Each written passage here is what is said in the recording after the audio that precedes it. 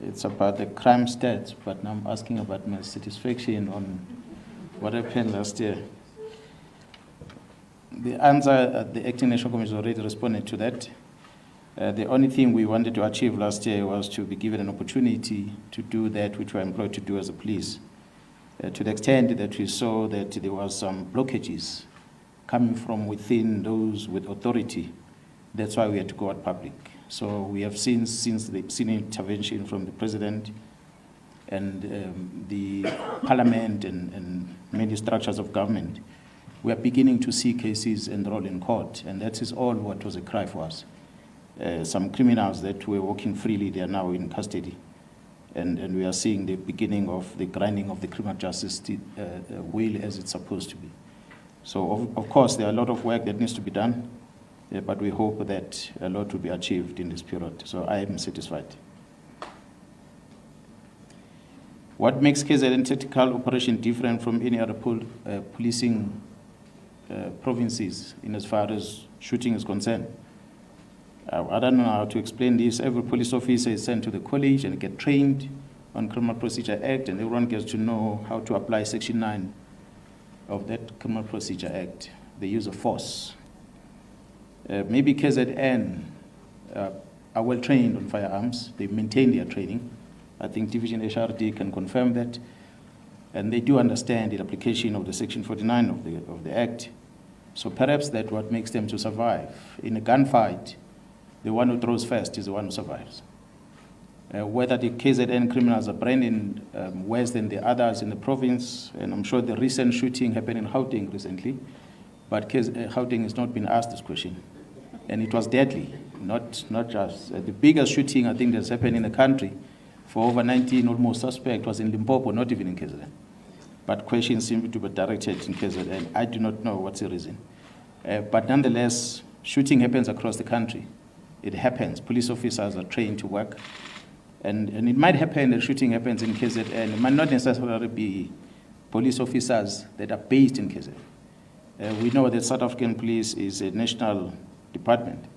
Police officers moves around. You'd find Gauteng police, Jerome Tomeni is tracing suspect in Gauteng, and he ends up finding them in KZN. And he shoots them in KZN. It gets recorded as KZN, whereas it's Gauteng. So don't be confused. We might need to get the details exactly. Who's done the shooting? Is it KZN police or who? Because we work all across the board. We just don't communicate who was involved. We just simply say the police. However, I want to still encourage citizens to know that the government established IPID for the reason. IPID is there for the purpose of investigating the abuse of power by the police. So if you feel concerned about the conduct of police anywhere in the country, approach IPID. And I hope they will do justice in investigating to find out exactly whether is it factual that police are abusing power, or is just a myth that is out there. So I want to invite you to use the services of IPID. They are there for the reason. I know the understaffed acting minister. They still need more resources to help us, to keep us in shape. I'm not sure if I captured all these questions. There is a question about the work that I'm assigned to do here in Pretoria, whether the work has it started. I'm here. I'm sure you noticed that today I'm wearing a suit because organized crime mainly is about investigation. Perhaps that's the reason why I'm dressed like this. But I did come here. As started in April, we started coordinating this work in April. And we are already hard at work and coordinating different teams that are on the ground. I'm sure you'll appreciate that the South African Police Service is given a mandate by the Constitution of the Republic. It's Section 205, subsection 3. The primary contained there are three main things that need to be done by the police: the prevention of crime, the combating of crime, and the investigation of crime. So the South African Police Service, as we structure ourselves, the establishment of DPCI and the assignment of responsibility to different units, it creates silo operations within the police. So the National Commission have identified that these silo approaches that happens in the police. You have member of uniform branch on one side, detective branch on one side, intelligence on the other, forensic on the other, DPCI on the other. It creates that weaknesses in the system. So therefore, it is important for us to coordinate ourselves so that we have a united approach in dealing with organized crime. You'll see when you read Police Act, you'll find chapters that are specific and on Section 16 on how we should deal with organized crime, how we must collaborate with each other to make sure that from the DPCI, provinces and units, how we should assist each other in fighting crime. The Constitution also forces us in terms of cooperation amongst departments to work together. So what we've seen as also gaps is how we coordinate our operations with the NPA in the main. That create weaknesses in the system.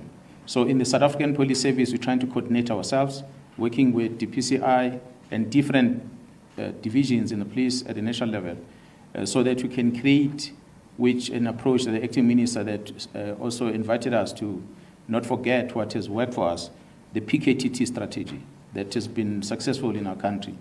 We basically bring all these teams together under one central command, and we focus on prioritization in terms of the syndicates that you need to tackle, and we deploy this entire team to go and tackle the syndicate in whatever province that we're going to assign them to go to.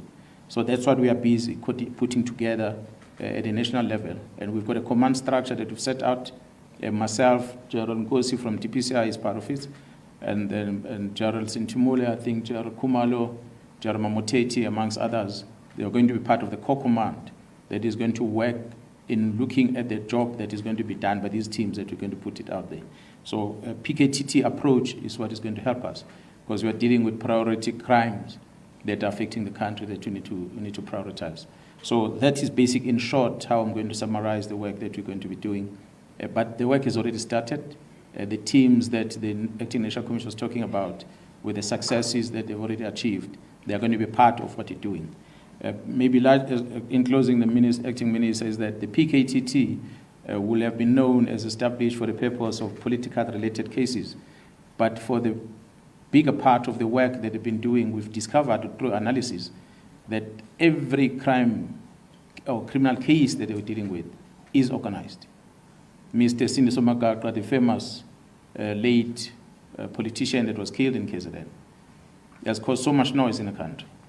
The murder of that gentleman was not mere political competition, but it was corruption. Corruption within municipality. So that's why we might have convicted the killer, but we are not done on that case, because it's corruption that we're dealing with. And many other cases where people are killed, it's not necessarily because of just simple political competition, but it's because of corruption. So organized crime that we are employing is going to go to that extent, and in the land and brand of the country and abroad. So thank you so much. I hope I've answered it. Subscribe.